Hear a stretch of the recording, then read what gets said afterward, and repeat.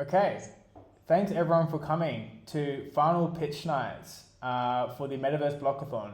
The Metaverse Blockathon has been running over the last month from May 9th to June 8th, where teams from across the world have had the opportunity to work on the Metaverse projects, all the way from starting from ideation, even to projects who have been building out already previously to the Metaverse Blockathon and have used the Metaverse Blockathon as a tool to further grow their projects. The teams that have been working with us have had access to our sponsors and partners and world-class mentors and experts in their fields in the crypto and also other industries in tech in order to facilitate their work in their projects. So we've had a bunch of teams diligently hack every single week with their progress reports, and we had now the teams submit last night, this event will be about showcasing the very best projects that have submitted into judging, and also just to talk about Metaverse in general. Because of course we all understand that the Metaverse technology of the future seems to be going to be a huge part of humanity. And I guess as stewards of decentralized networks, I guess I can speak on behalf of everyone, we feel like it is our responsibility to ensure that the Metaverse is built in an open and transparent and decentralized way so that people can take ownership of this new future. And we're all quite excited about that, and we want to be part of that. So, one of the, ideological reasons why we really want to run the Metaverse Blockathon.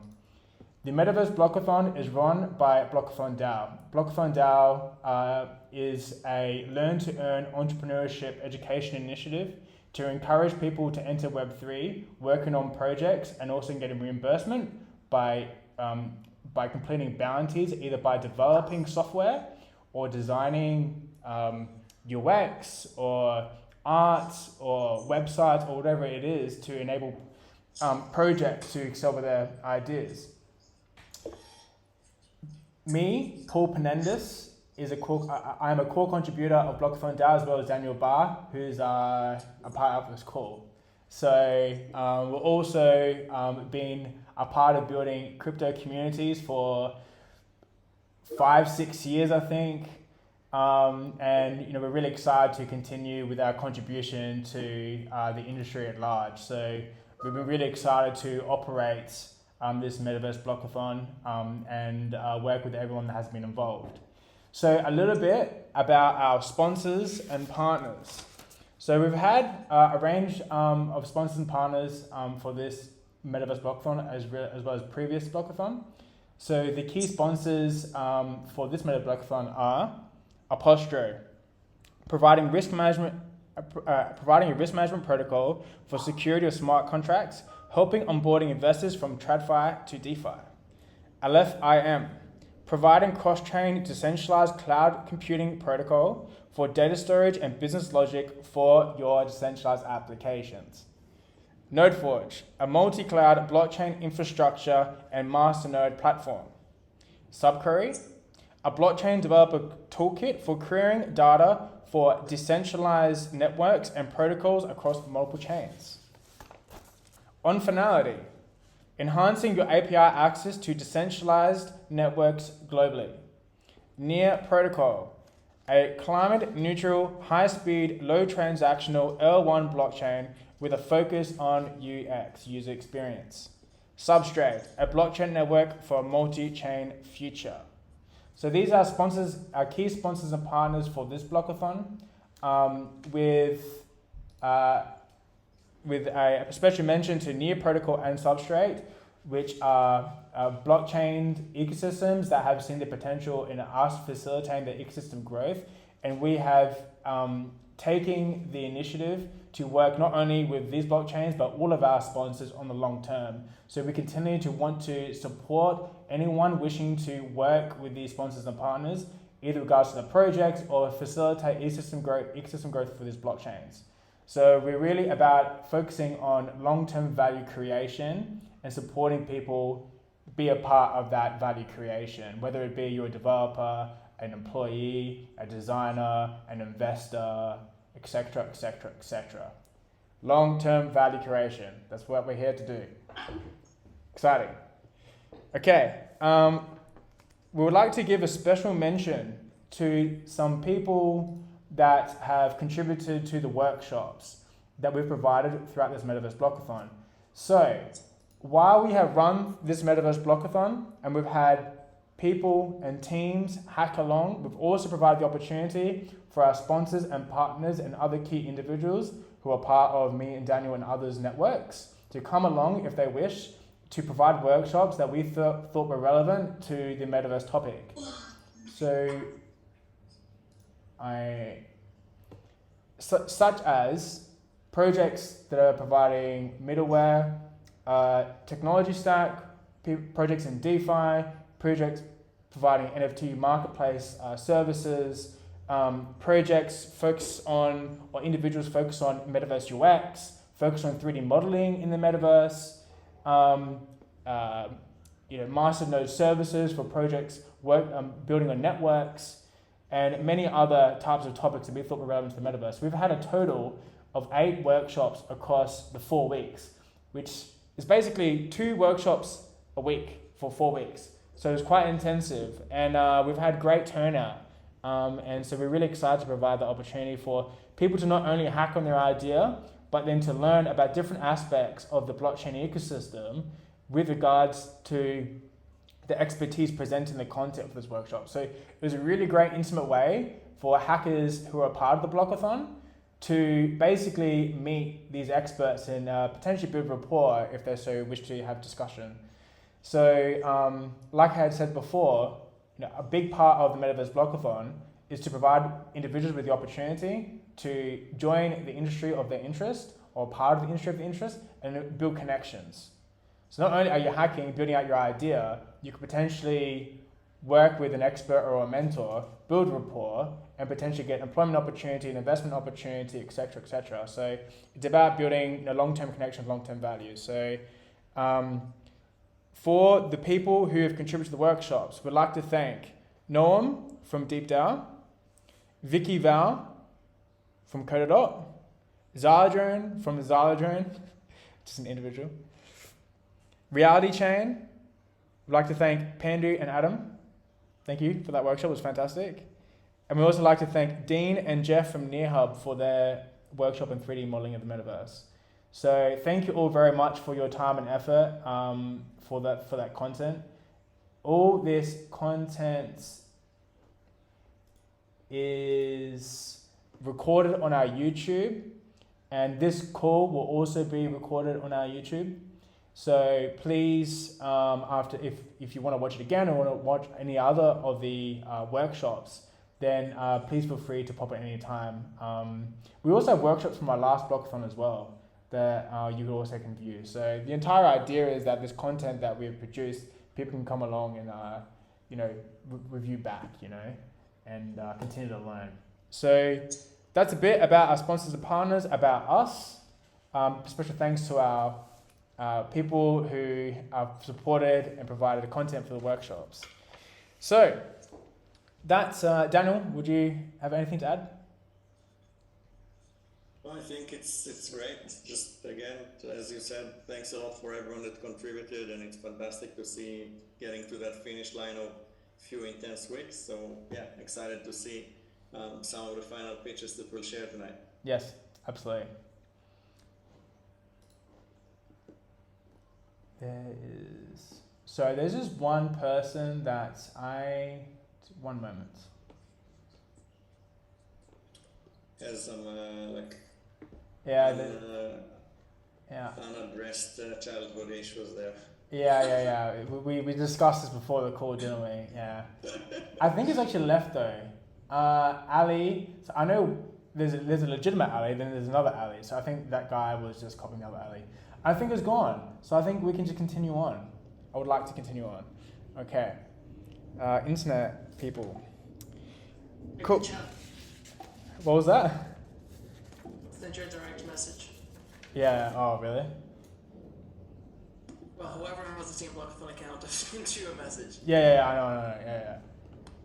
Yeah. You can actually make us co-hosts, so you can help us really? Deal with. Yes, please. Yeah. Also, I think that there is an option in Zoom to only show speakers. So then, if people try to play anime or some stuff than they play it for themselves alone. To be fair though, it is great for attention, like attention retention, to just have like intermittent porn and it just flashes at different points on the screen. People seem to froth it. Not like, very professional. no, not at all. They're helping us out, is what you're saying. They're helping them the attention.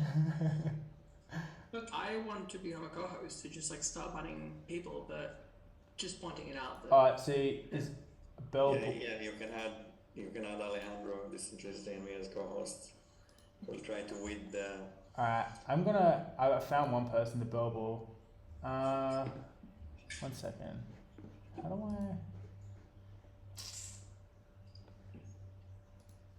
How do it says make host. If I click that, it doesn't say... Oh, co-host? Yeah, it says only make host, not co-host. So I think if you just find someone, just post them in the chat, and then I'll ban. So I will continue on. I like to get started with the panel. So for the next part of the call, okay, I'm happy to do that.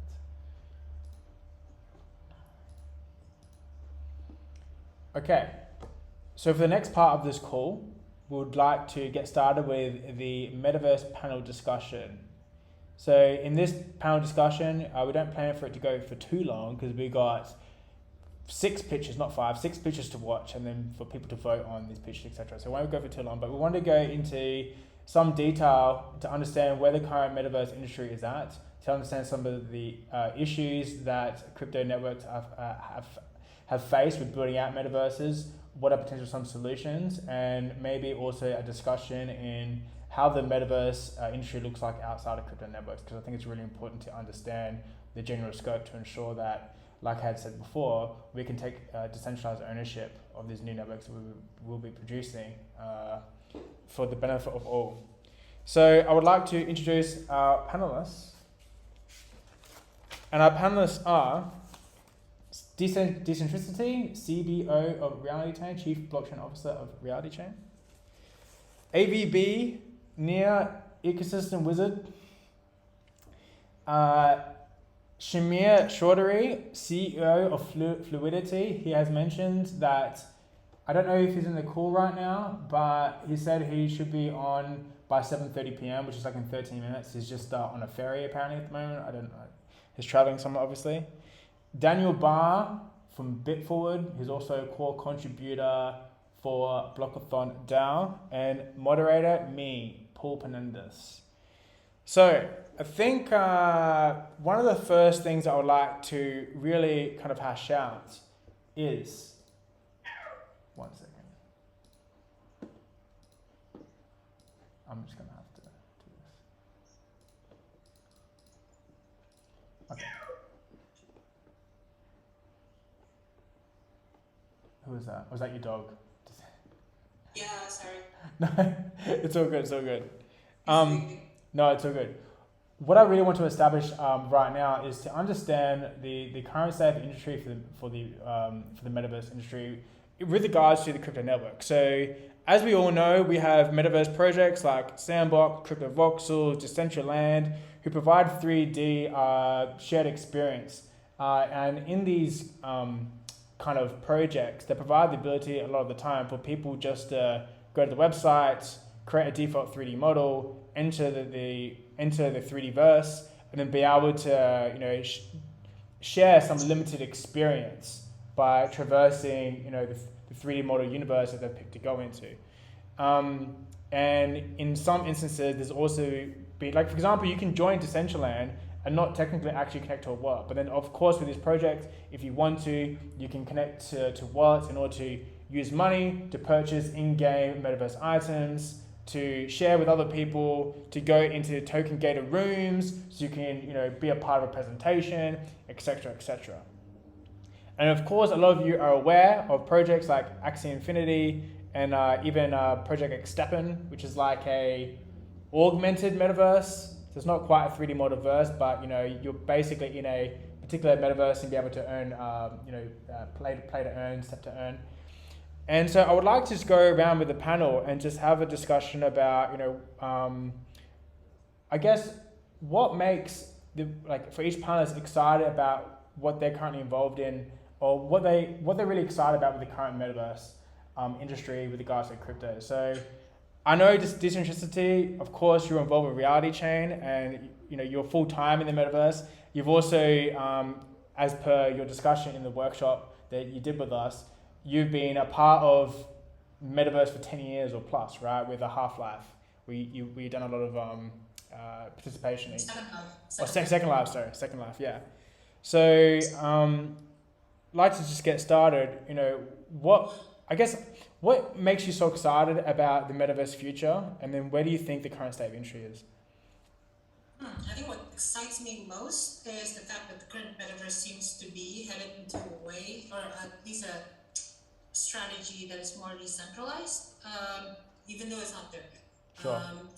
We saw this years ago when Second Life basically outsourced a bit of their engine, and a community actually created Open Simulator based on the Second Life engine, and that became very decentralized, but without crypto. So it was decentralized in a way that is federated, and OpenSim was awesome. I still use it sometimes. Sure. And then thing about that is no incentives to run a server most of the time. So it doesn't there are some incentives if you charge your user, of course. That is still possible. But I think the way crypto is headed into this is we're going to go head to head with the Web2 people, with the people who are fully centralized. And we are still sort of centralized. Actually, RealityChain is trying to be decentralized with crypto voxels. The front end is run by just one company, B. Nolan's company. Awesome guys. But from a necessity perspective, it's still centralized. We need to decentralize further, but I think there are avenues for that, and I think the crypto metaverse, the crypto side of this movement, provides the only way to provide incentives that are fair. Sure, absolutely. So I need to unmute myself, sorry. Yeah, I completely agree.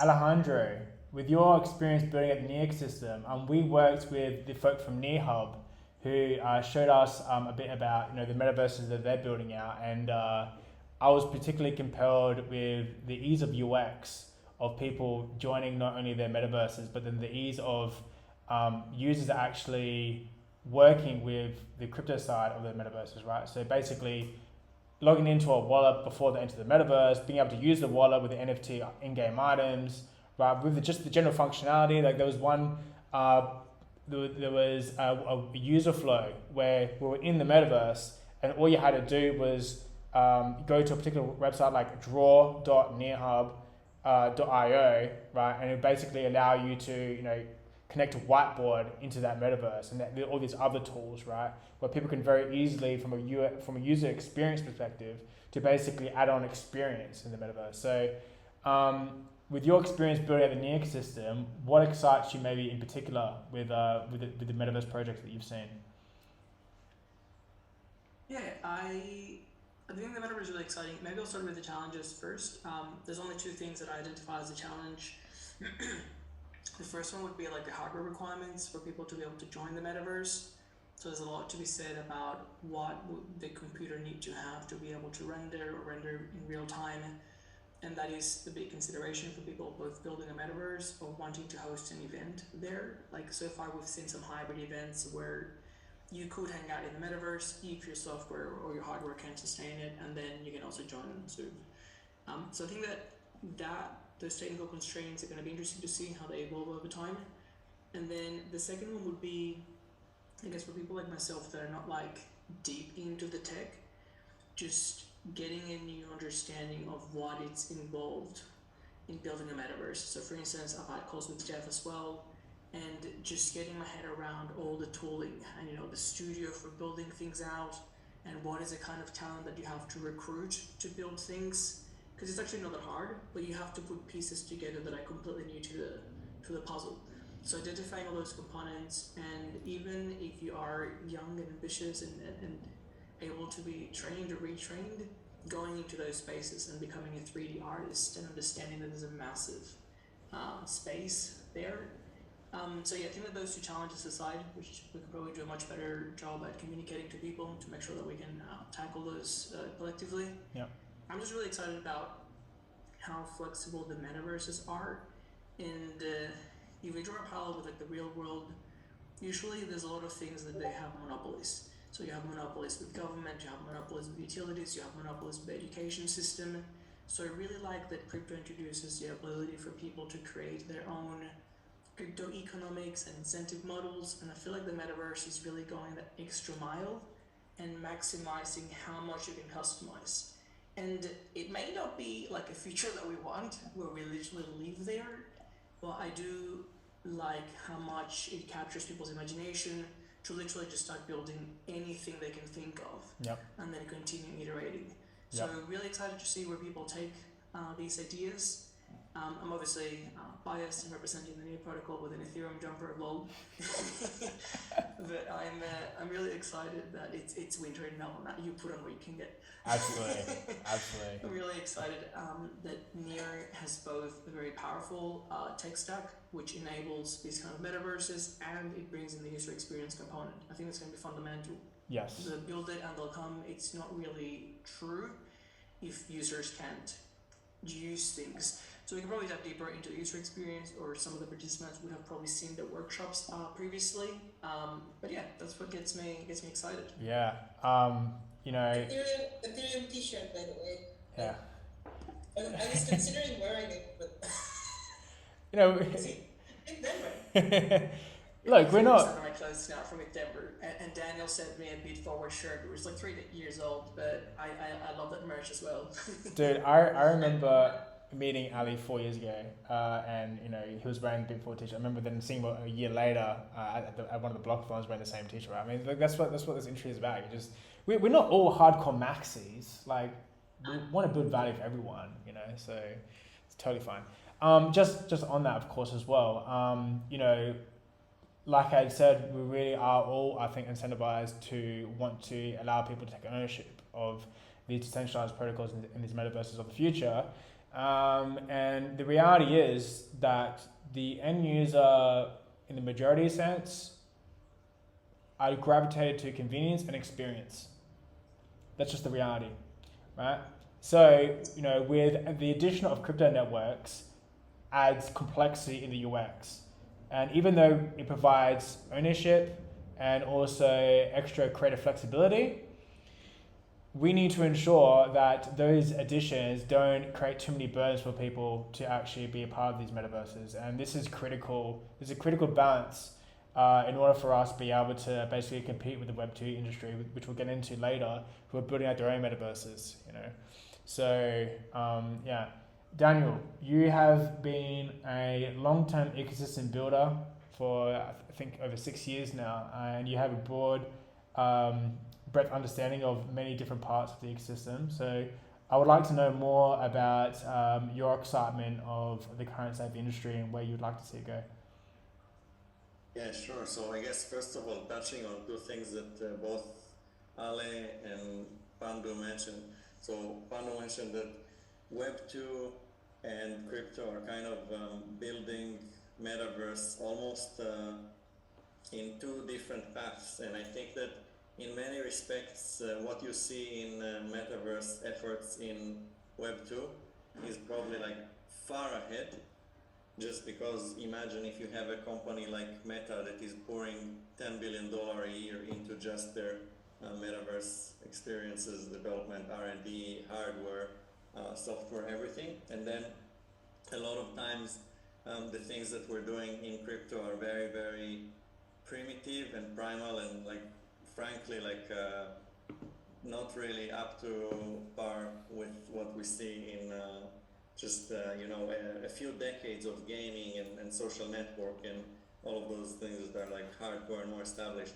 So there's this, on the one hand, divide.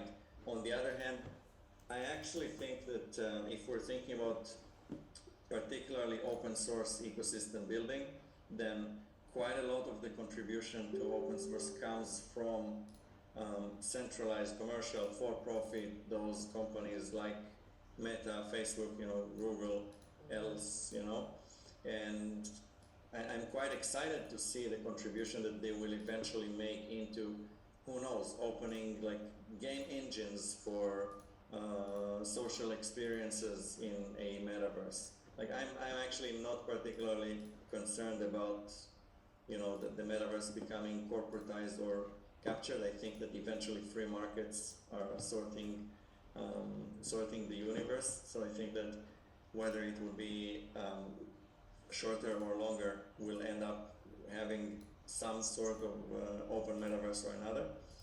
And then I think the other thing that Alejandro mentioned with regard to the gap between what users or builders need in order to actually build or interact with metaverse. So Matthew Ball is or Matthew Bell or Ball, I don't remember surname.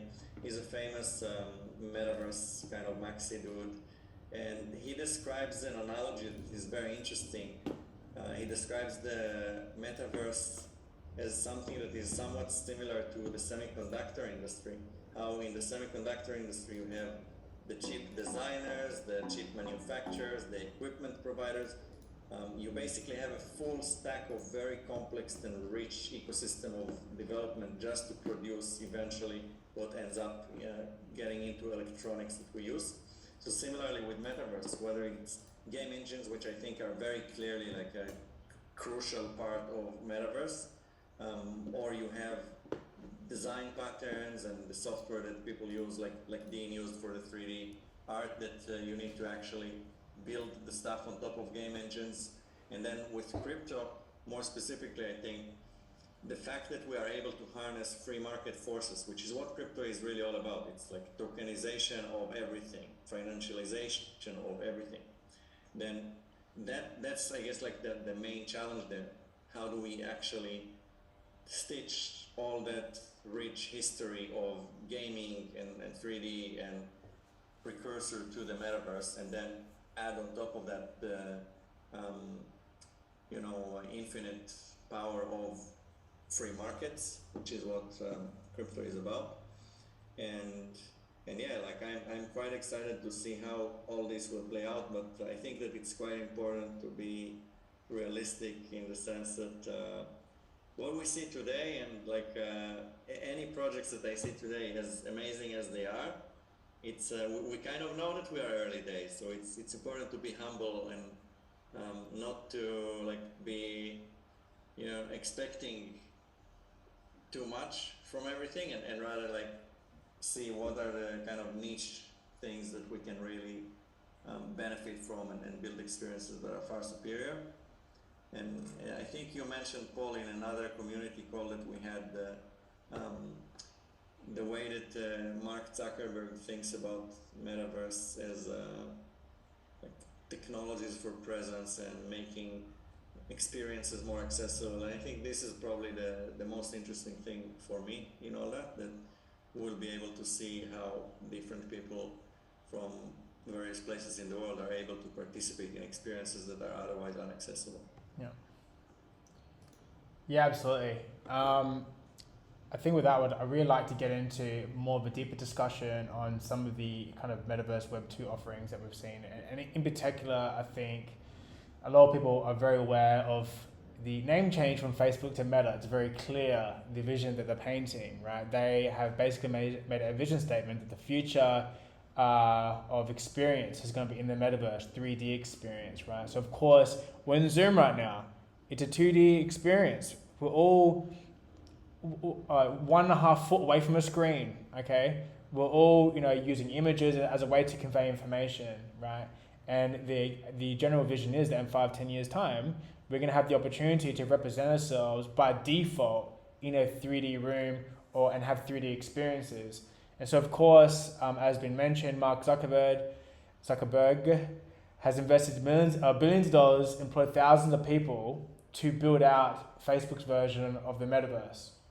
Okay, and he has a talk, and some people from this call and some panelists probably recollect we've been talking about how Mark Zuckerberg has been very, very focused in understanding people's interaction in a metaverse. Of course, when we interact in this 3D world, we don't talk just via words. We also talk about our eyes, our facial expression, our body language, our volume, our distance. These are all communication tools that we use in order to convey information. And the reality is that the words that we use, even the tone of your voice, of course, the words that you use may be only 10 to 15% of your communication. And the problem is that now we're in this Zoom call and we've just cut off the vast majority of how we communicate. And so basically it's a much more controlled experience. So now that technology is advancing, and now that we have the opportunity to be able to open up some of the other ways that we communicate that are being kind of closed off, gives an incredible opportunity to create a new shared experience. Now we're in a digital world, and now we're going to open up ways to interpret, once again, tone of voice, body language, facial expression, eyes, etc. Because it's a digital experience, there's going to be an opportunity to create new experiences we've never had before, right? And as we onboard these metaverses, as per what Zuckerberg has said, he's really interested to see there's micro transactions, there's micro experiences that we have with each other and get insight into our emotional reaction to it and our experience it and to be able to enhance those interactions. So he's spending, once again, billions of dollars, thousands of people to look at these micro transactions and these micro experiences to see how they culminate as a whole. And the problem, of course, with this, from a crypto native perspective, is that's a whole lot of capital and coordination for a particular vision for Facebook, also Meta's metaverse interpretation of what the future should be. And we have hundreds or thousands of projects working on their own experiences. But from what I can see, it's quite a challenge to be able to compete with that. Additionally, as another kind of addition to this, we've got companies who are building out the hardware. So they've been investing in hardware for 5+ years, VR and AR. They've already got user bases. Facebook has got over 1 billion users. Apple's got hundreds of millions of users. They're building out all the hardware. They have basically a funnel of current users to join their own metaverses they will create. So I'm just painting the picture of where the Web 2 is at, and I'm going to get more insight to what the other panelists think of what that picture looks like. I am cautiously optimistic, though, that we'll be able to compete, but the problem is that, once again, as I said earlier in the call, people look for experience and convenience. It needs to be very simple. The UX needs to be incredibly simple. And my worry is that the crypto native offerings of metaverses and the extra creative expression that people get and the ownership of the network that they get might not be enough to overcome the reduction in convenience that normal users might have when entering these metaverses. So I would like to go to Decentricity to maybe comment on what I've just said and whether or not you think, are you optimistic that we'll be able to overcome the extra UX issues with creating decentralized networks and experiences, or do you think we'll be able to eventually overcome them? Those are 2 questions. There are several questions, but let me simplify it to 2. Yeah, it's very complicated. So the UX issue, right? And the fact that there's a cost barrier too. I think I saw in the comments something that's actually a very good point. Headset cost barrier, and Yeah. that's not just the headsets, the PCs as well. Like I live in a third world country, and the primary device that everyone has is a mobile device instead of a PC. Like they even started their tokens in their mobile devices, which is a security issue as well. But yeah, anyway, the point is, a metaverse is not a 3D virtual world, in my opinion. A metaverse is a social world of interacting with other people with the analogy of physical life. And this is actually why we're creating RealityChain. I swear, I'm really not trying to make this an ad. I don't like ads. But we're trying to make something that is very, very casual, like we have multiple engines. We're trying to create multiple engines. The first engine we're creating is the casual engine because we think there's a niche for it. A fully 2D engine where you can interact with people, you can speak with each other, you can have you can chat, you can have voice chats, you can stream video into the world, but it's 2D and runs on smaller devices, runs on mobile devices, bad connections. That's sort of the way we're designing it. We also have a 3D version which is interoperable with it, but like I think that's sort of it. But we can have interoperability that is like extreme interoperability, like between the fully 3D stuff like Somnium Space, which is like which is best experienced with a VR device, and RealityChain, for example, and interoperable with each other, and then like we would be able to have that value becomes stronger because the metaverse is other people. Like if it's just you, or if it's just your group, if it's just the Somnium Space community and no one else, it's not going to be very fun, and that's not going to be very metaversey. is the word. And that's the first question. The second question, I forgot the second question. You were talking about cost barrier, something else. Can you repeat the second part of your question? Sorry. I was talking about there's like this compromise between providing decentralized ownership of these networks. Oh yeah. So here's the thing. That issue was actually not solved with that issue was partially solved with OpenSim and actually with Second Life. If you look at the architecture of Second Life, Linden Labs, even though that's one company, they have 2,000 servers. Yeah. 2,000. Yeah. Because they actually have shards of land, basically. Alejandro just perked up because I said shard because it's near sharding, right? But this is a different type of sharding. Like each world, each parcel, each what did they call it? Estate. Each estate actually is a separate server. So you can walk from one server to another, literally. Like you can walk from one estate to another estate, and you just load in that other world. There's a handshake between the servers and all that. And this is also decentralization, but it's not Web3 decentralization. Yeah.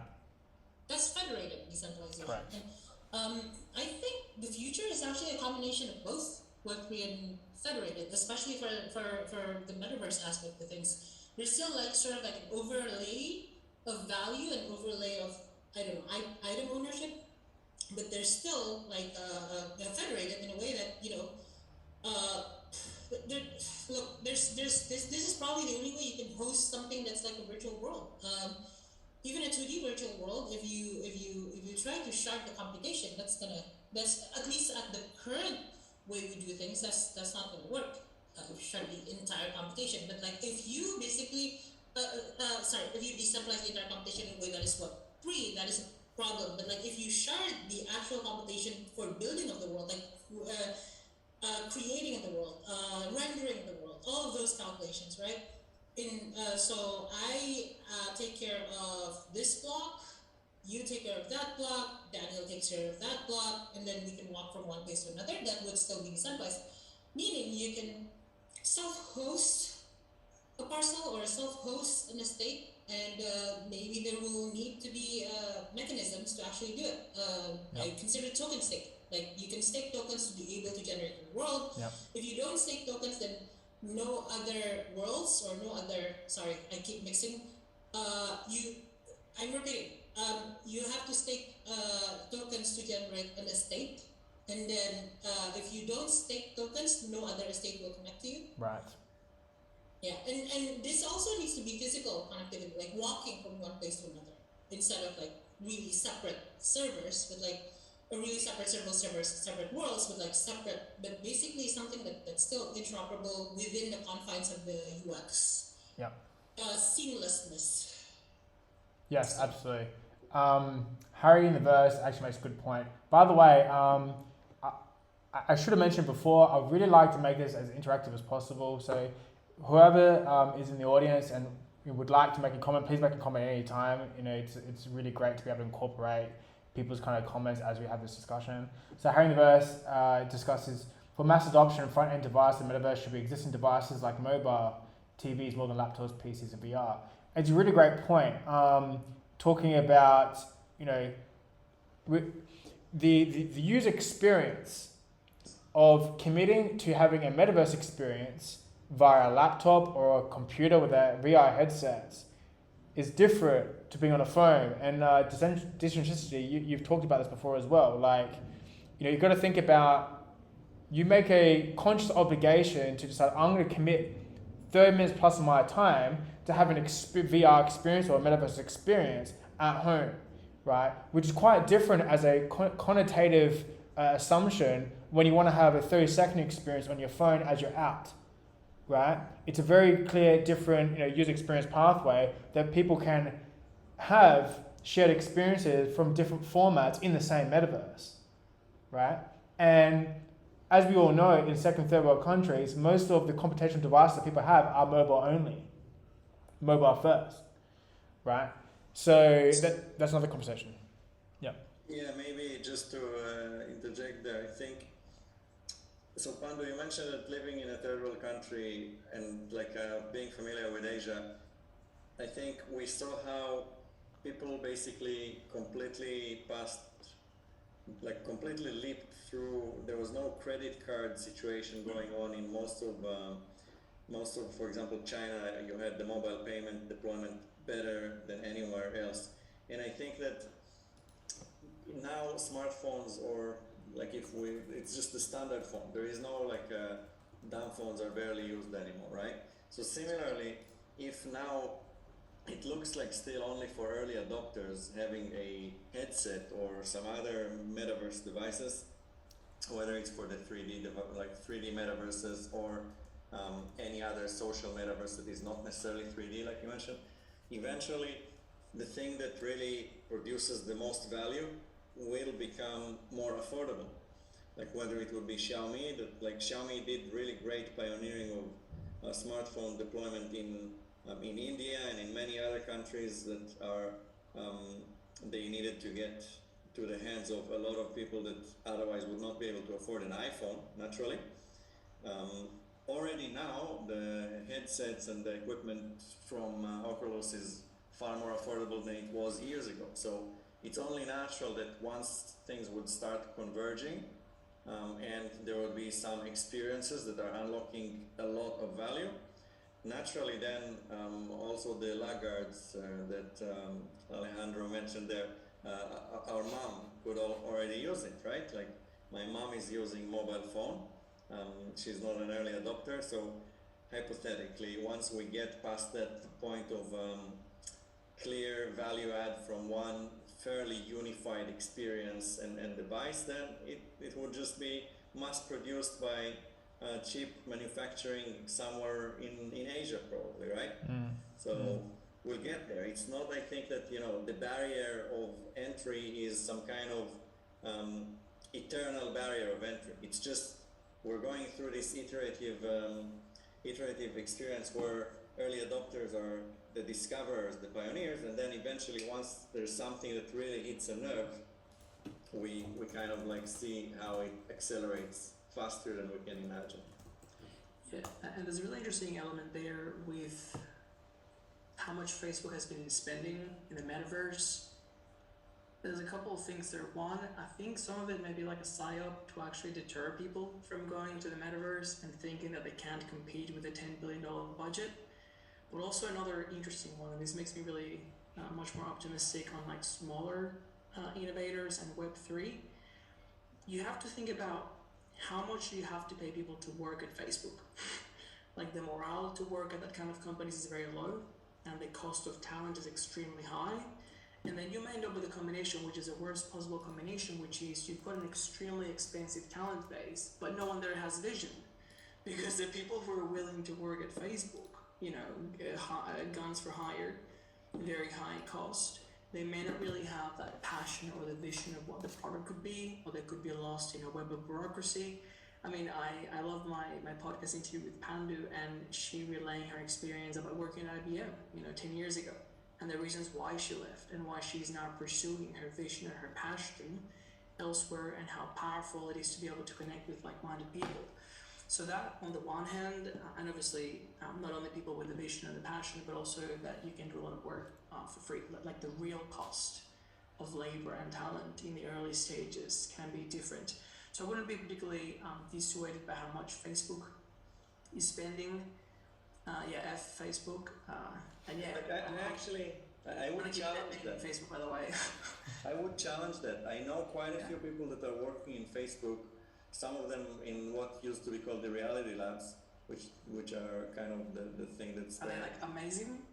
And first of all, they're all extremely talented people, extremely motivated. They joined not because, that's the only place that will pay them high pay. One of them actually was CTO of a crypto project before, and he left that project because he's like, okay, he had what's called fuck you money, and he was like, what do I want to do? He wanted to work on hardware for Metaverse. So actually, like, it's the perception of Facebook from the crypto community is way more tainted than it is in reality. I'll tell you that. And Zuckerberg as well. Like he's in my opinion, he's a genuine nerd. I don't think he's like a baddie as we like to depict him. The lizard. But I think that it does come from the fact that a lot of the leadership there was prioritizing profit over vision, and you're right in that regard. So it's not that what you're saying is absolutely not true. But I do think that there's also a lot of when you're going to do things that are extremely innovative at scale of the size that you have 2 billion constituents, then you're already like naturally more bureaucratic because you have like researchers that are like PhDs that are like they don't work like open source hustlers, entrepreneurs that we are familiar with in crypto, right? And thanks so much for like balancing my viewpoint. Look, two things can be true. Like Facebook can succeed in building something good and meaningful. In fact, I was looking at their offering for corporates, and I think it's extremely smart that they're going for corporates. The B2B sales model is just easier. They only have to sign one deal, and the corporates can jam that into their employees. And they're being very thoughtful. Like I was listening, just to address Paul's point about how much goes into the metaverse interactions. They're really putting a lot of thought into having like doors and windows in the metaverse, because apparently when people would join the rooms, they would like start panicking if they didn't have those like normal cues for like placing themselves in a room and giving people feed. Like they're definitely doing a lot of really good work. They don't have to fail for us to succeed, but I think that we are also able to succeed in our own ways or in different ways without needing $10 billion. I guess that was more my argument. Yeah. Trying to be encouraging to the 6 teams that will be listening to their pitches in like 10 minutes. Yeah, it's like eventually, like a lean startup, you can do a lot. You don't always need to spend a whole lot. But I do think that there is like in spending all this amount of money, even if it's not the most efficient, they're actually doing a lot of amazing stuff. It's interesting to follow from the little that I know from friends that are like on the inside, and I keep trying to get them to leak information. Yeah. Awesome. Well, I know that you're very well connected. I feel like you're our David Sachs, so I respect that. Yeah. There's so I would like to kind of wrap up in the next 5 minutes. One of the last topics I want to discuss that we've also talked about in previous workshops is the end game of the metaverse, the end game. Daniel, you've talked a lot about how the free market was sorted out. I'm warming up to this idea as you continually talk about, like the free market will determine what people value, but people will determine what is valuable, then the free market will build what is valuable as an end game, right? So the concern I have is that the collective chooses to be plugged in 22 hours of the day. That is my number one concern. There's a lot of pop culture, themology, ideology, representations of potential end games. So I just want to get a very quick no more than 1 minute answer on whether or not you're concerned about this dystopian end game, or whether or not you think that it won't happen or will happen, or it's not an issue, or it is an issue. It is an issue. So disinterestedly, I know we had this discussion before, but I would like to reiterate. What do you think? Yeah, actually, can you guys answer answer first. I want to show you something, but it's still loading. So you guys can answer first. Alejandro. I have something that I want to show you while I answer. So Okay. go Okay. ahead. It's okay. You're not paying attention. You're not judging. No, I have an actual excuse this time, but We'll see.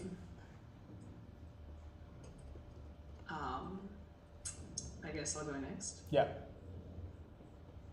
Yes. Sorry. I have historically been very bad at predicting the future, but consistently being very, very impressed by people's creativity and what they're able to deliver.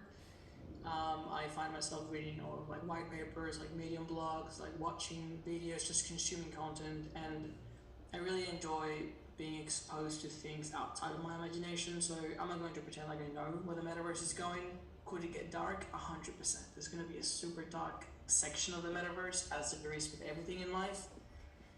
Could it get awesome? I think so too. I mean, it really is to the builders, and I think that as long as people have frameworks for building that are consistent with what we know is best practice for startups, namely like, who are your users?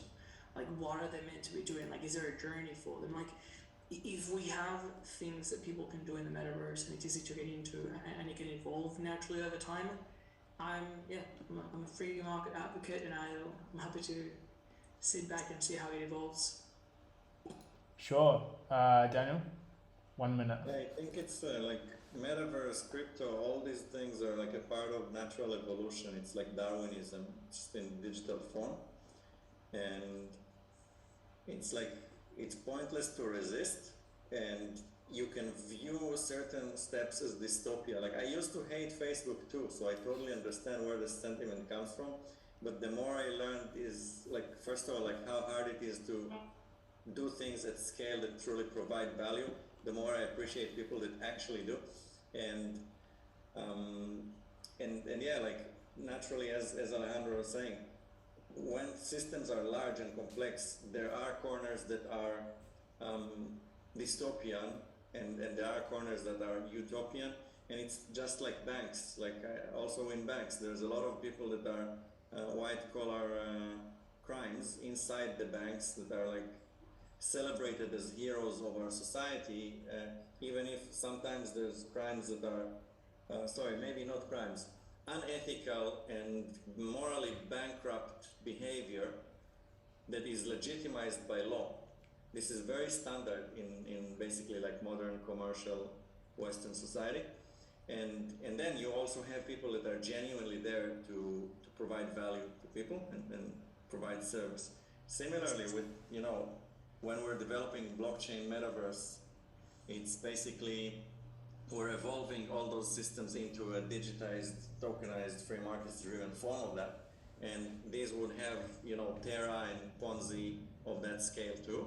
And they would have also amazingly incredible education experience. Imagine if, like, one of the things that Mark Zuckerberg talks about that I really like is, imagine if Harvard would have been accessible to everyone in the world, and not Harvard, the content only, which is already predominantly open, but actually like the ability to connect to cohort of people and to these level of experts in their respective fields. And I think that this is what the metaverse is enabling. That's the beautiful part, and that's what we're working towards, right, in our efforts. Absolutely. Disinterestedly, I want to give you 1 minute. Yeah, my turn. I was going to show you something, but like, this is my grandpa's phone. It's like super tiny. I'm trying to get RealityChain to run on it, but it's not happening today. When it happens, I'll post it. Anyway, sort of like my understanding of whether something is a dystopia or not is actually based on a discussion between me and my grandfather, actually, before, like, a couple of years ago, and he said, hey, you work in computers, right? Remember to go out and touch the grass or something. Like, that's what he said, like, because otherwise you will be stuck inside a room and you will be in a dystopia. Like, he uses these flowery words. Like, he literally said dystopia. And you know what? We are in a dystopia by that standard. Like, I mean, at least the last, most of us were stuck at home, actually, like, just having meetings with people through Zoom. And I think our standards of dystopia has changed. Like this is no longer a dystopia because like we know that we're actually having our best life at home. Like working from home, like when you watch that like old movie, The Net, like you're probably too young for it. Like The Net, right? Like that lady was at home and no one knew that she has a killer at least looking for her, right? So and my point is our definition of dystopia changes. And I'm not judging whether it's good or bad, but like we shouldn't judge the experience to be good or bad. We should judge whether what's behind the experience is good or bad. Or can it be always good or can it be always bad? One of the things that Google used to say is don't do evil, right? I don't think they have that motto anymore. But the cool thing about Web3 is that you can theoretically design systems that can't do evil. Like even if you own and created the system, you can't do evil on it. I'm not saying that all Web3 is like that. There's a ton of Web3 stuff out there that is just made to enrich their creators, of course. But theoretically, from a design perspective, you would be able to create something that is unevilable. Again, to coin a weird word. I think that's what prevents the dystopia. It's not the fact like it could be a utopia with everyone in VR goggles, in my opinion. So anyway, it's like good and bad is a subjective definition anyway. So like for example, a lot of people like Gary Vee. I think that he's really abusing the hype that was created and kind of like capitalizing on his fans for no much value add to pretty much anything, frankly, right? And then on the other hand, Mark Zuckerberg is vilified, right? So it's like, to me, I think that it's important not to just like design for don't do evil or whatever. It's also educate, give people the literacy to be able to have their own agency and judgment to what they want to consider as good or bad, and understand that there's diversity of thoughts there, and there won't be one yardstick. It's not some kind of Western enlightened democracy that decides how we're going to solve the peace in the Middle East, or that the like Chinese are good or bad. It's like the world is a bit more chaotic and messy, and just like get your shit together and be like independent thinker. That's all. Yeah, and I think that's a beautiful way to wrap it up. It's that diversity of the metaverse and understanding that your dystopia would be somebody else's utopia. Like I was on YouTube the other day and I came across an amazing channel. It's like 6 hours of like chill music, and it's like study with me. And it's just this dude on his computer doing work with his chill music, and it's got millions of views. And I don't know, maybe bipolar or something, but one day I was like, this is amazing, this is the music that I need, it's like working with someone, gets me motivated. And the next day I was like, this is like the worst idea in the world. Like, who would spend 6 hours just watching the back of this dude's head? So yeah, I get really excited that we finally have an ability to all group and try things without stepping in each other's toes. Yeah. And hopefully it enables us to actually embrace people trying things that we may disagree with or that we may not understand, and hopefully be able to learn from each other's experience without having to, a zero-sum game as we may have had in the past. Absolutely. I guess no one asked for my opinion, but I am. You've been messaging me directly participating in the chat, so please do share. Yeah, I'm just gonna say that people want to hear my opinion. Basically, I am cautiously, extremely optimistic. That's it. no, agree. Yeah. Okay. Thank you, panelists. Daniel, Disintricity, Alejandro, Shahmeer ended up being on a long ferry ride, so he couldn't end up. He was on this call for a bit, but he couldn't end up being in the panel. Thank you so much for your insights and your personal opinion on the metaverse, where you think it's going, current challenges in the industry, etc. So, thank you. To our next step of this event, we'll be now viewing what originally was the top 5, but now the top 6 pitches for the Metaverse Blockathon.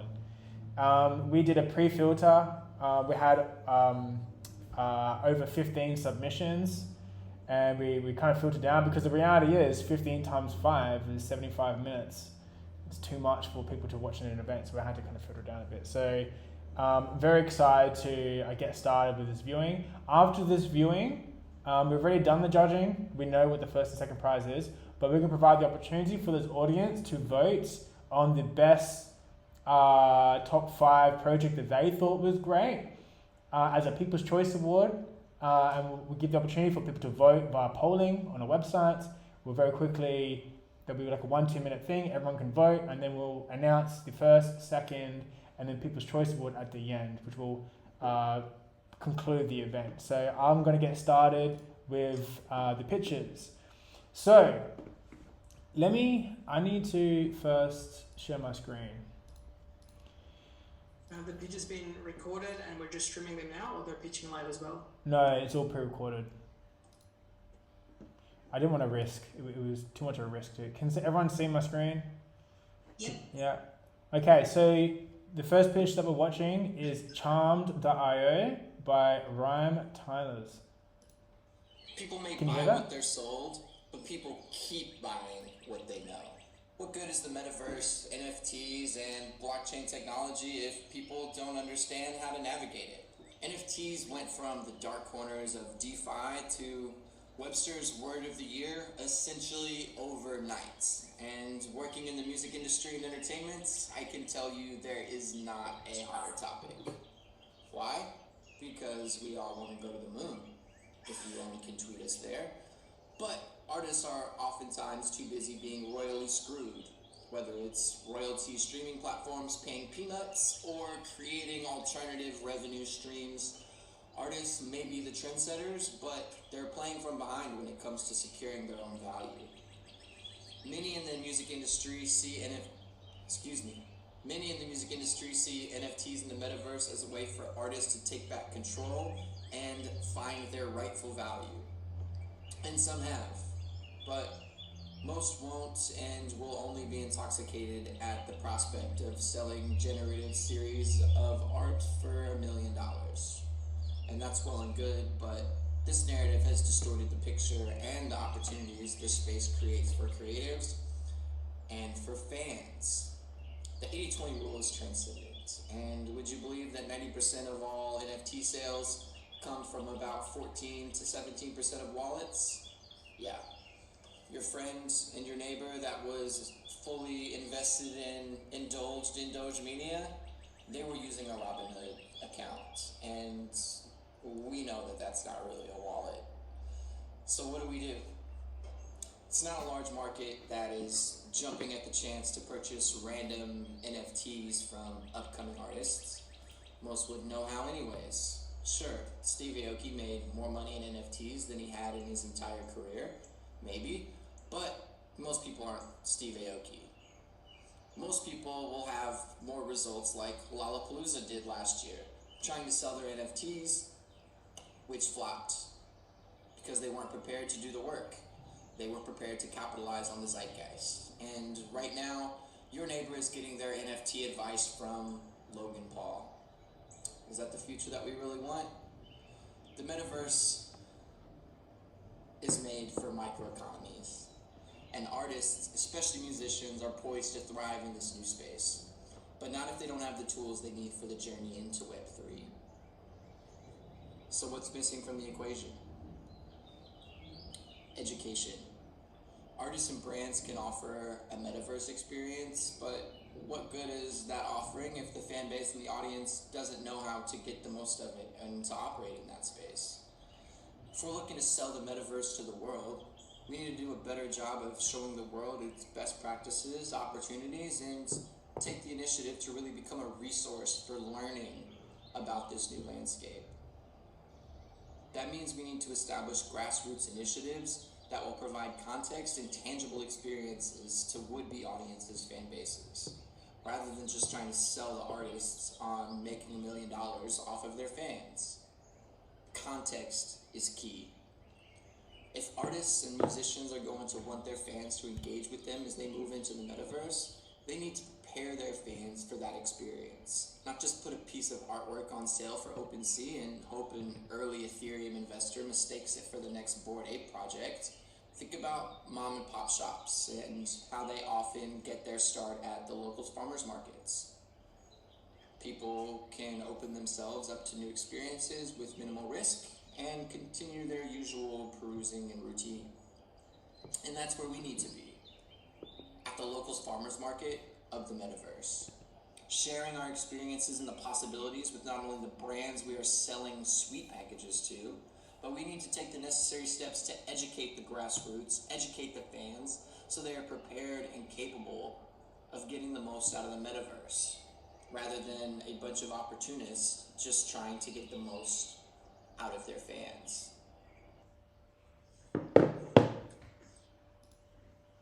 Great. Okay. Can everyone hear me, by the way? Yes? Okay, cool. On to the next pitch, which is by Harry in the Verse for his project, Adilands. Okay, so we're going to... I'm Hari Ponia from Team Adiland. I'm speaking from London, United Kingdom, but our team comes from Tunisia, Australia, and India. Chloe White is a tokenomics and regulatory expert. Ali Qasim comes from Tunisia. He's our metaverse expert. David is our full stack developer, and Raj is our graphic designer. In the beginning, communities were formed based on the language people used to communicate with each other. Adi means the beginning. Adiland is a virtual paradise where you can build, socialize, and prosper together in language-based communities. Salut monsieur. Salut monsieur. Oh, j'aime bien cette chemise. Comment je peux l'acheter? C'est très facile, il suffit de cliquer sur le lien qui est au-dessus du produit, qui va vous mener vers le site OpenSea, là où vous pourriez acheter cette chemise. Ah, je comprends, hein. Ok. Et où je peux utiliser cette chemise? Vous pouvez utiliser cette chemise dans la communauté française de Adiland. Ah, ok. Et si j'aimerais bien acheter d'autres produits ou voir vos futurs produits, où je peux voir ça? Il suffit juste de cliquer sur cette image d'Adiland qui va vous mener vers tous nos produits. Ah, c'est le produit de la communauté française, hein? Oui, c'est ça. Merci beaucoup, monsieur. Au revoir. Au revoir. Au revoir.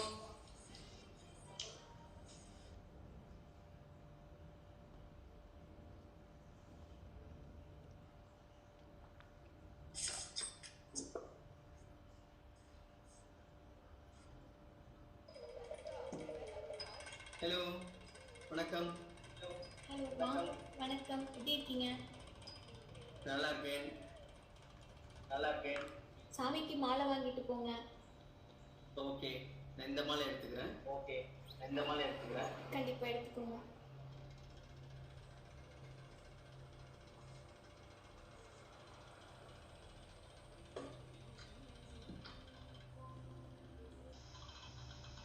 வணக்கம். வாங்க, வணக்கம். இன்னைக்கு ரொம்ப விசேஷமான நாள். இன்னைக்கு முக்கியமான சனி பிரதோஷம். நீங்க கொண்டு வந்த பூவை உங்க கையாலே சாமிக்கு போடலாம். ஓகே.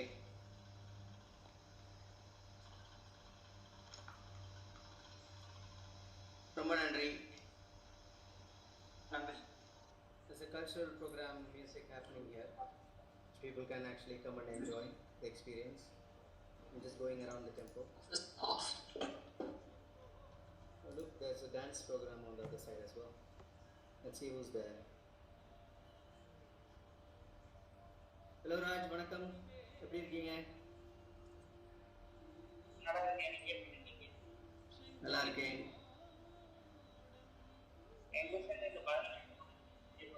ஓகே, அப்புறமேட்டு வந்து பார்க்குறேன். In the temple, we can actually donate for the development of the temple. So I'll show you the experience.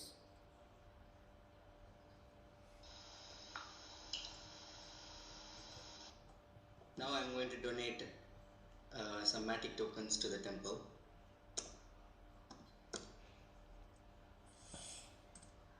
This is going to show the MetaMask confirmation. I'm going to confirm it, and it shows my remaining balance, and it appears on my this as well. Thank you.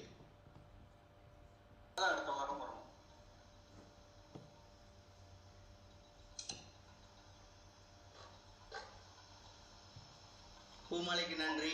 அடுத்த வாரம் சந்திப்போம். நன்றி கண்டிப்பாக. Sriracha shortage?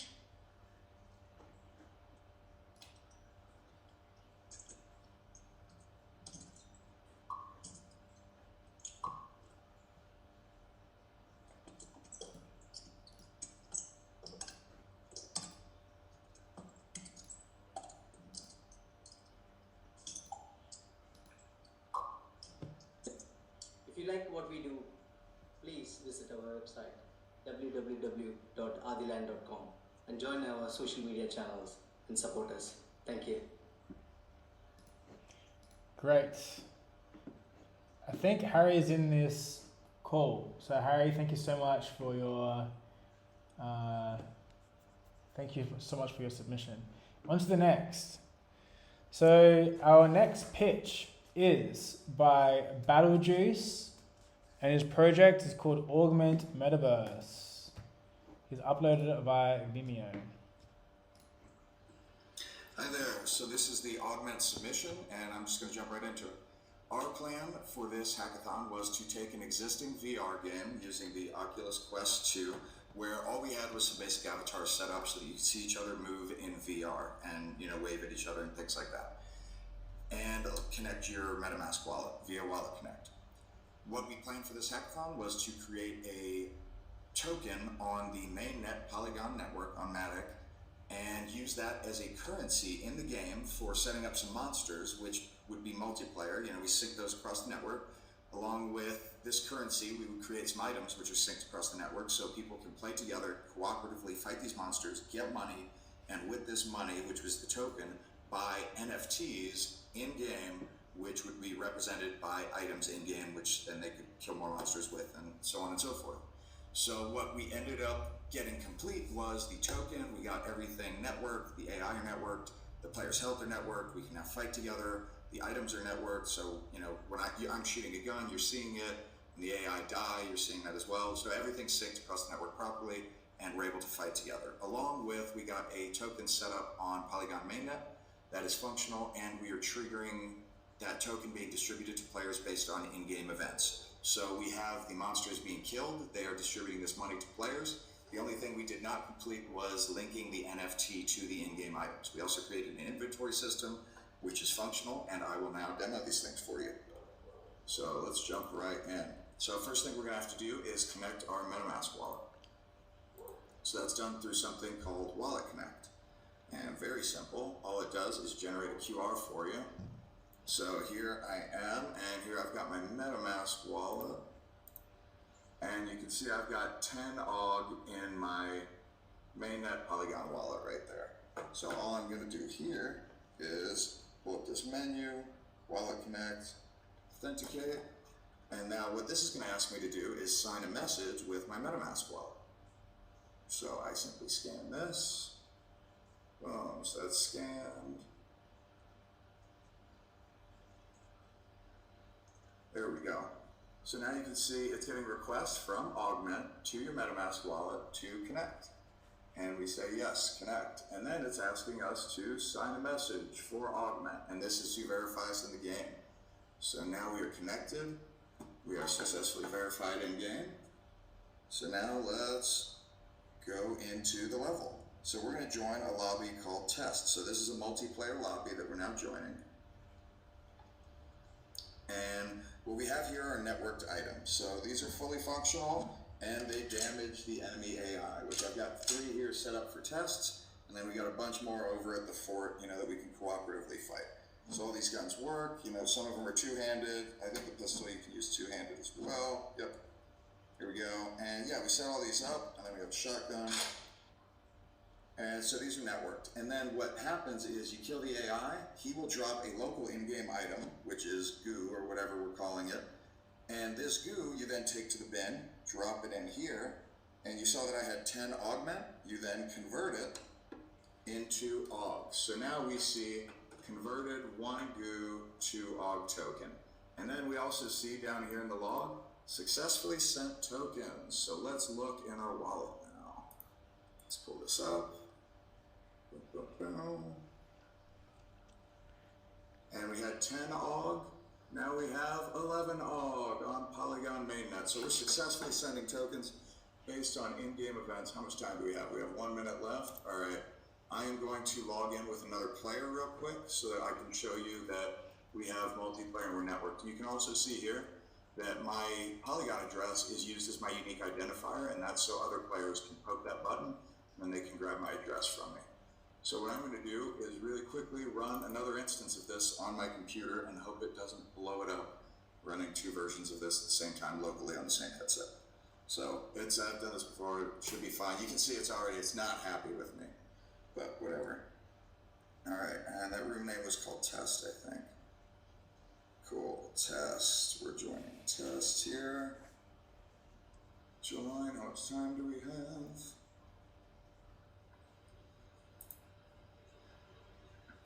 Oh, there we go, and 10 seconds left. All right, so I'm gonna pick up a gun, show you that they're networked. Load this guy.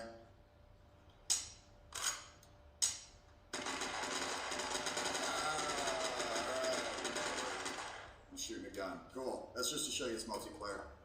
And that's time. Great. So thank you, Battle Juice, for your project, your team's project, Augment Metaverse. We shall go to the next project. I would just like to reiterate, everyone, these videos are 5 minutes each. We've just gone through 3. We're going to go through 3 more, and then we're going to go to people's choice of voting. So we've got another 15 minutes, 3 recordings. So, on to the next pitch submission. We have Dabble by Crypto Casher and team.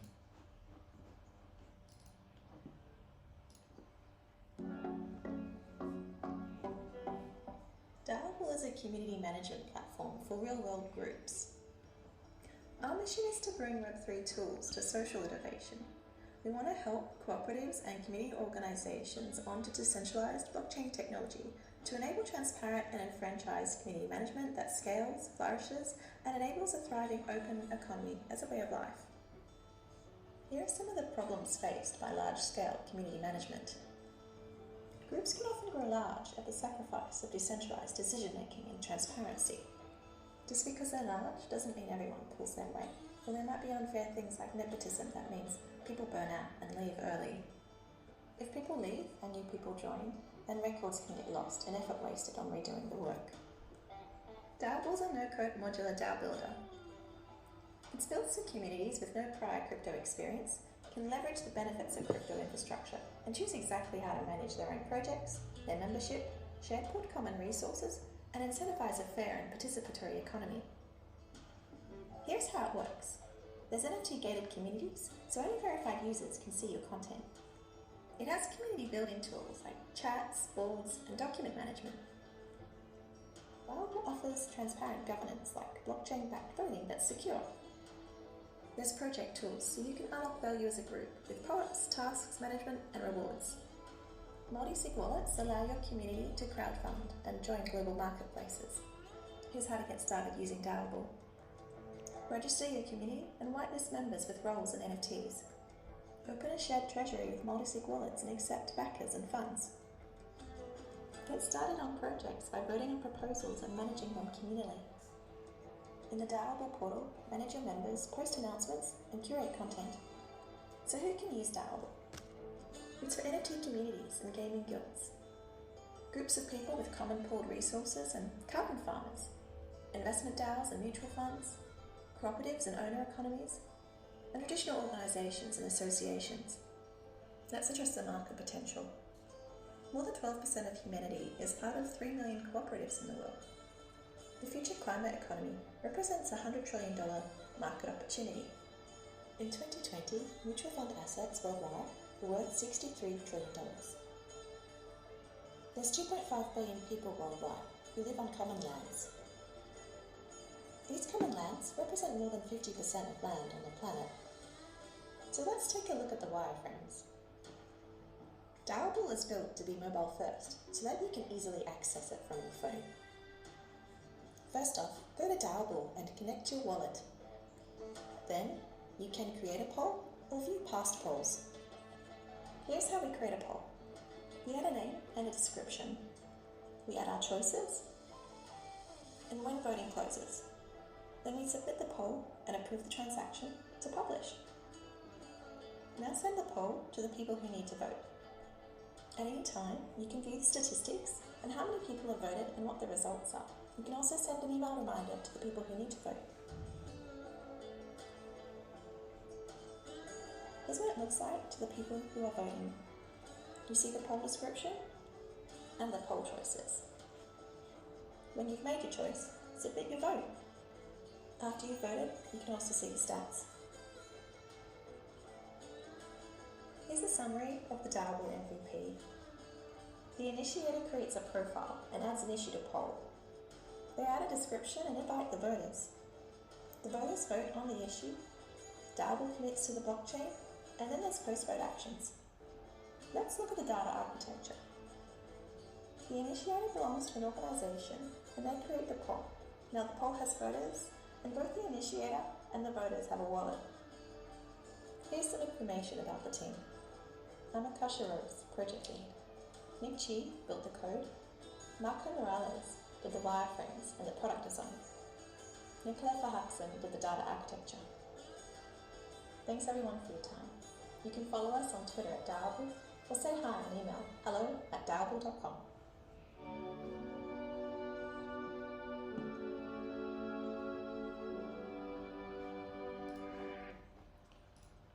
Thank you so much, Crypto Akasha and team, for Dowable. Okay, on to the next pitch. We have MetaHub by Mike and team.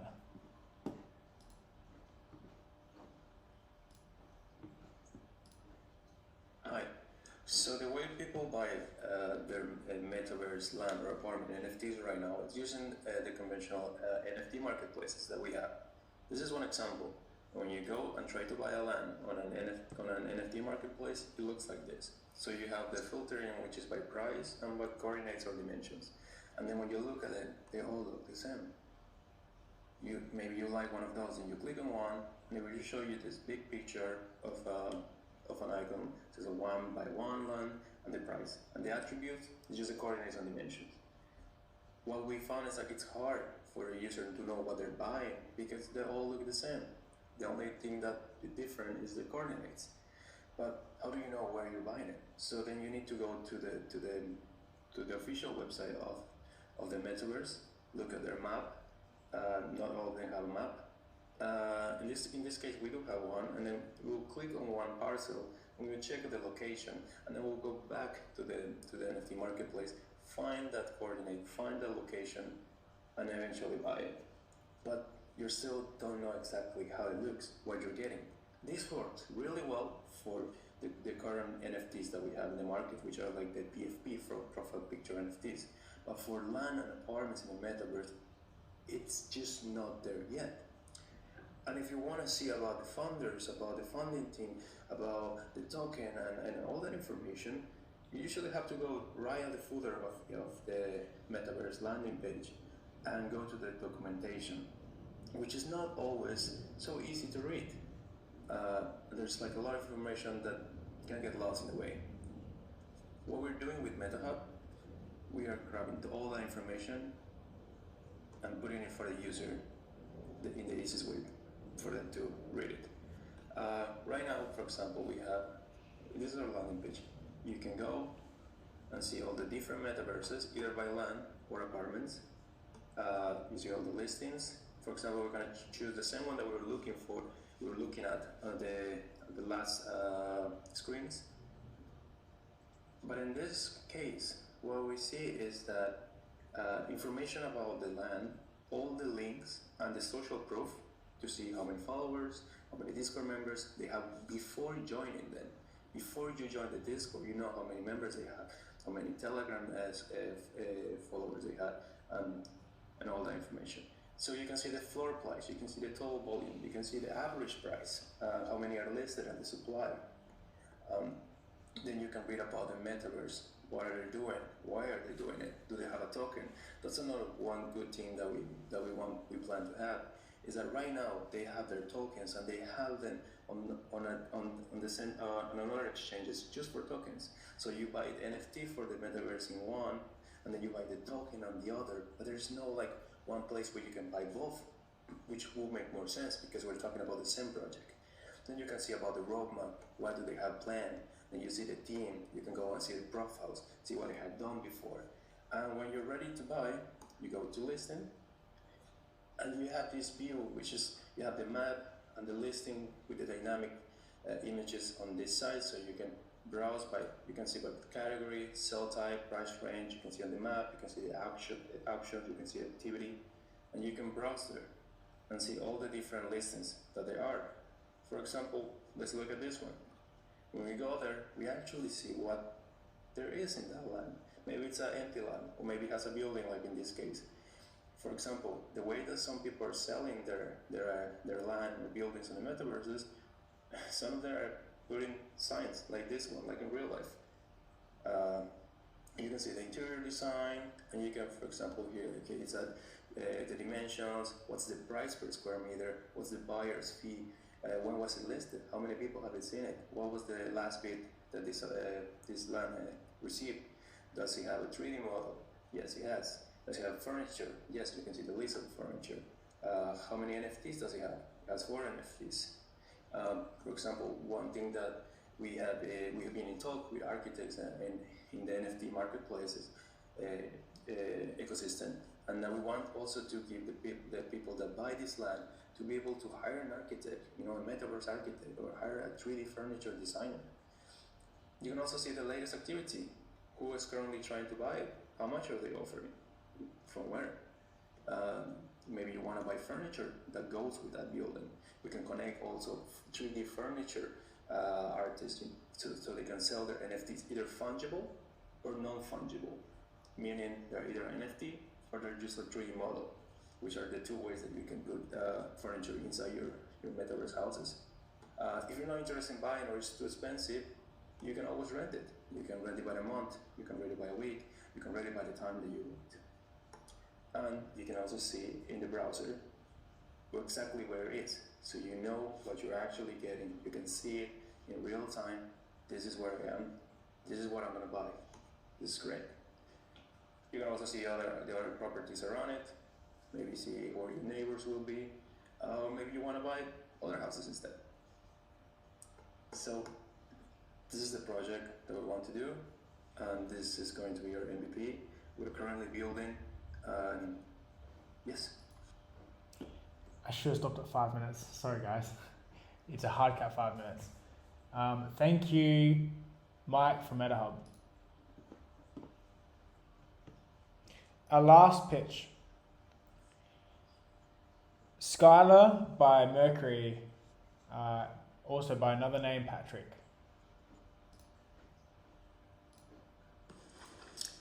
My name is Patrick and I'm part of Lumeva.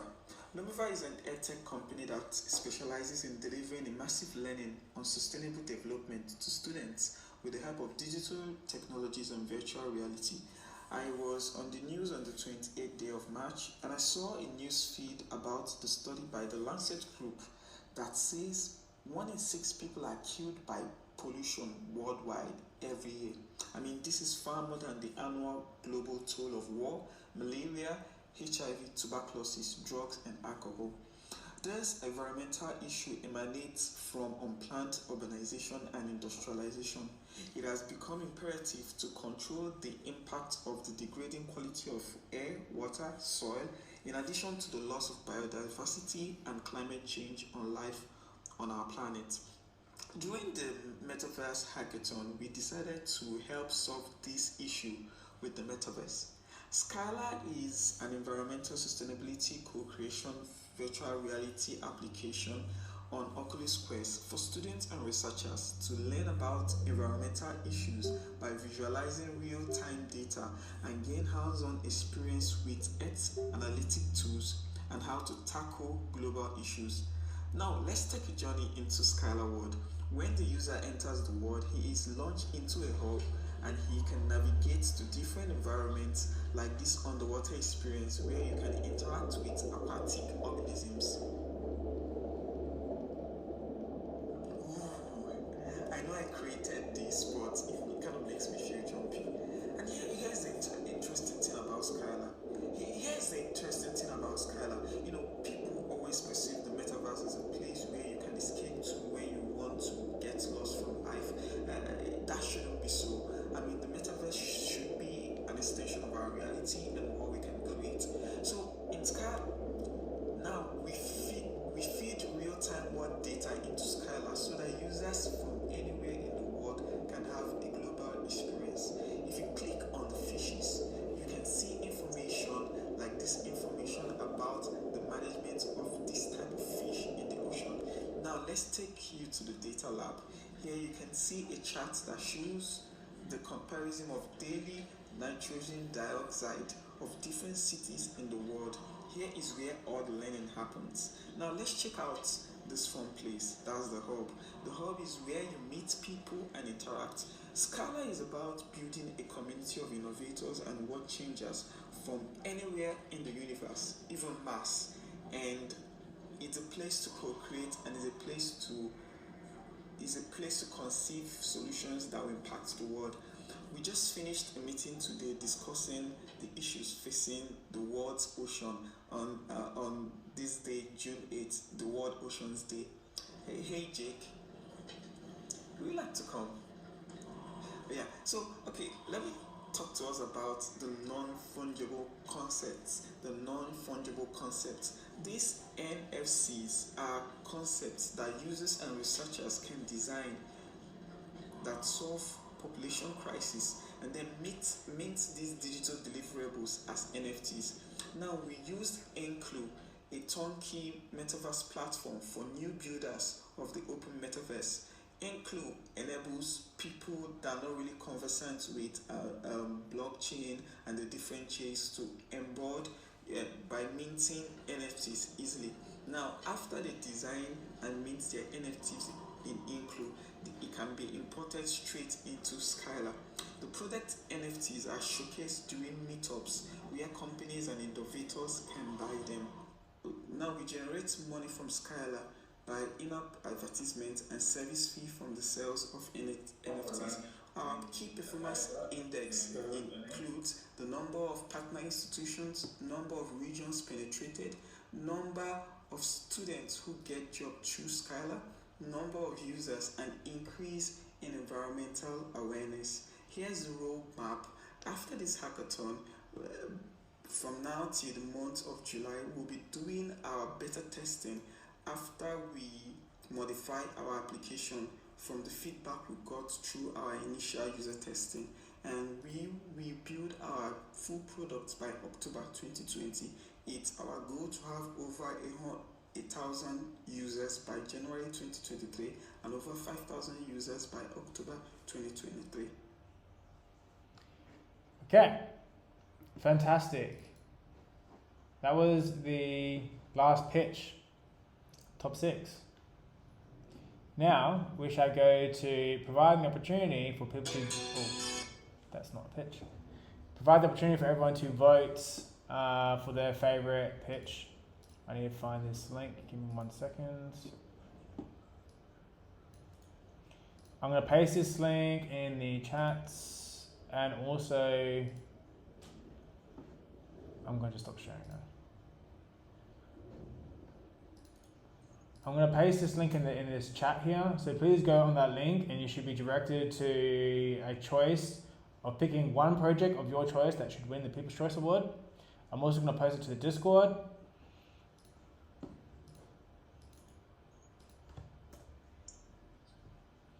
And I'm going to give everyone 3-4 minutes to do that. Shouldn't take that long. Tell me if anything goes wrong by just writing in the chat, okay?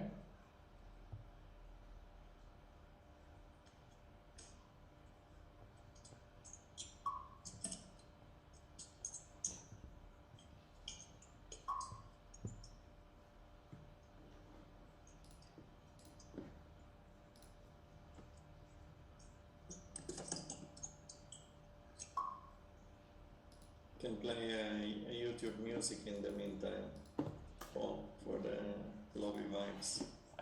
What should I put some ancient Egyptian music? What do you reckon? Why not? Well, that's just the vibe that I'm getting in my head like right now, right? So, ancient.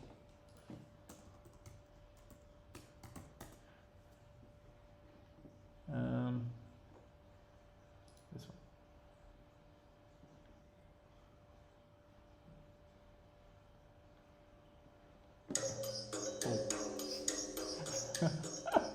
Can everyone hear that?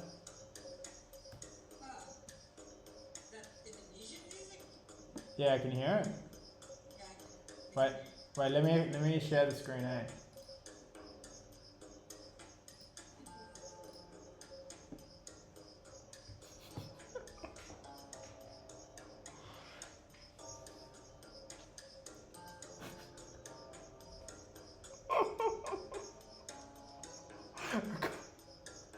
It reminds me of I used to play this city builder game. I don't know if anyone's familiar. There's this good game called Pharaoh and Cleopatra. It's kind of like Sims, right? No, it's SimCity, but it's ancient Egypt. And you build like ancient Egyptian cities, right? And it would have this music in the background. It was such a good game, like 2000, you know, maybe 2000, and yeah. Anyway.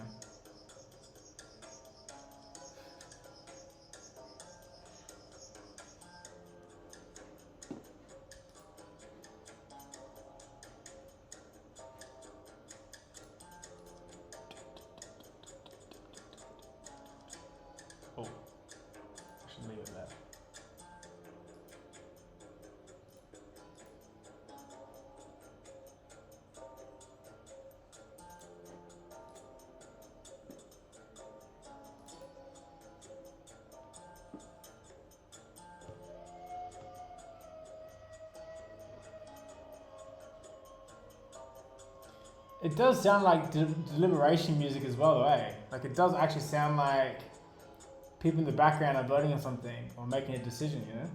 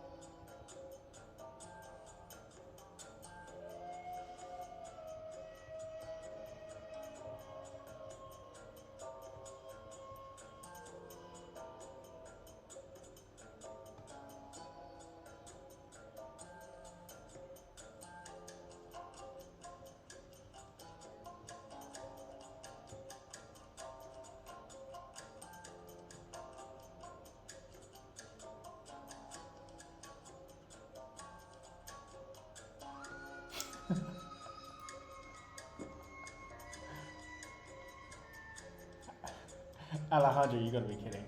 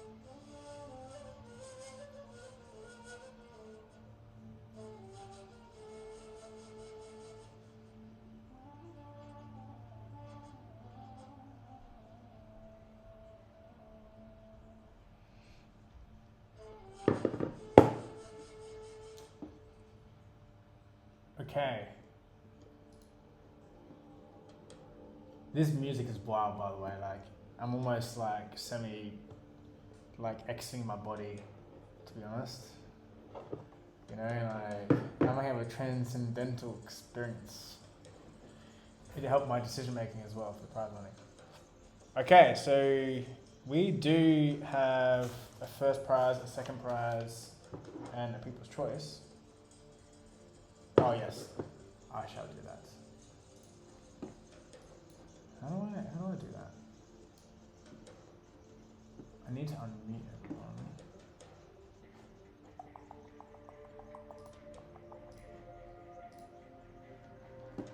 Security. Everyone feel free to unmute yourself so you can contribute to the conversation as we do. I'm asking. Yeah. I probably need to turn this music down there. Just give me a second. Okay. It's wild, but it's a bit too much now. Can you still hear it, by the way? I think you can. Okay, cool.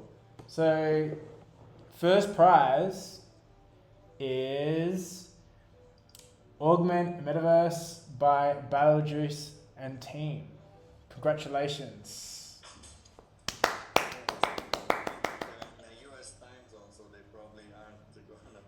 He told me he's on a plane, apparently. Oh yeah. Yeah. So.